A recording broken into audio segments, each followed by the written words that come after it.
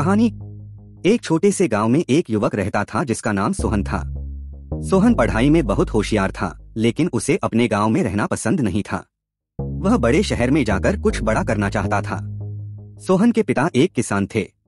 वे चाहते थे कि सोहन उनके साथ खेती में मदद करे, लेकिन सोहन का मन नहीं था।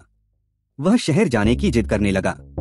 सोहन के पिता ने उसे समझाया कि शहर में बहुत मुश्किलें हैं, वहां रहने के लिए बहुत पैसे चाहिए और सफल होने के लिए बहुत मेहनत करनी पड़ती है। लेकिन सोहन नहीं माना। वह शहर जाने के लिए तैयार था। आखिरकार उसके पिता ने उसे जाने की अनुमति दे दी। सोहन शहर चला गया। वहां उसने एक छोटी सी नौकरी कर ली। उसने दिन रात मेहनत की और धीरे धीरे वह आगे बढ़ने लगा। कुछ सालों बाद सोहन ने अपनी खुद की कंपनी शुरू की। वह एक सफल व्यवसायी बन गया। उसने अपने गांव में भी कुछ काम किए।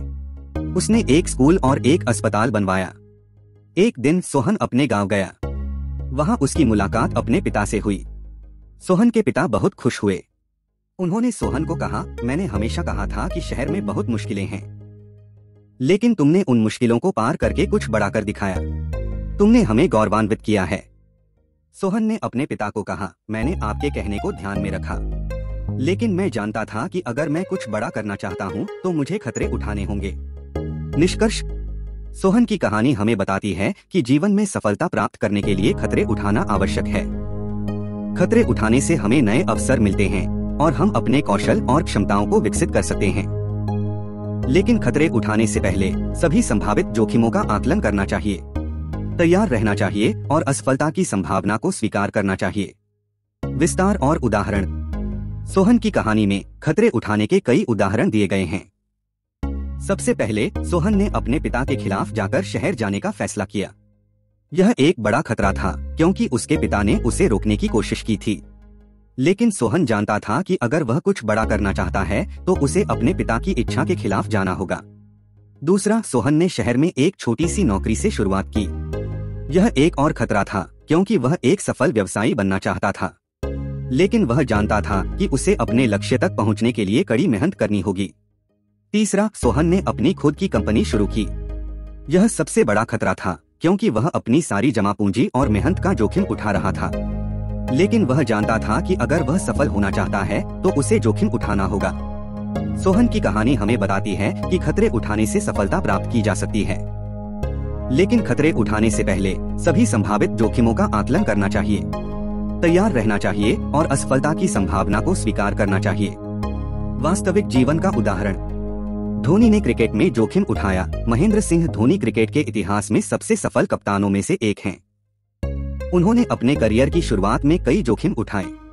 उदाहरण के लिए, उन्होंने अपने बल्लेबाजी क्रम में खुद को चौथे नंबर पर बल्लेबाजी के लिए पदोन्नत किया। यह एक बड़ा जोखिम था क्योंकि उस समय चौथे नंबर पर बल्लेबाजी के लिए आने वाले खिलाड़ी को टीम के लिए बहुत सारे रन बनाने की उम्मीद रहती थी, लेकिन धोनी ने इस जोखिम को उठाया और वह सफल हुए। उन्होंने चौथे नंबर पर बल्लेबाजी करते हुए कई मैच विनिंग पारियां खेली। रतन टाटा ने बिजनेस में जोखिम उठाया। रतन टाटा भारत के सबसे सफल उद्यमियों में से एक हैं। उन्होंने अपनी कंपनी टाटा ग्रुप को दुनिया की सबसे बड़ी कंपनियों में से एक बना दिया है। उन्होंने अपने करियर में कई जोखिम उठाए हैं।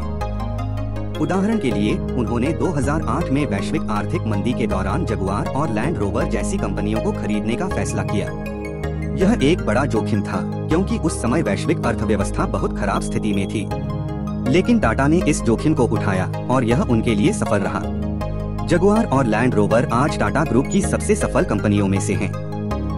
ये केवल कुछ ऐसे उदाहरण हैं जिनमें लोगों ने जोखिम उठाकर सफलता प्राप्त की है। यह ध्यान रखना महत्वपूर्ण है कि हर जोखिम सफल नहीं होता है, लेकिन अगर आप सफल होना चाहते हैं तो आपको जोखिम उठाने के लिए तैयार रहना होगा। बुजुर्गों के लिए सलाह। अपने जीवन में जोखिम उठाने से डरो मत। सभी संभावित जोखिमों का आकलन करने के बाद ही जोखिम उठाएं।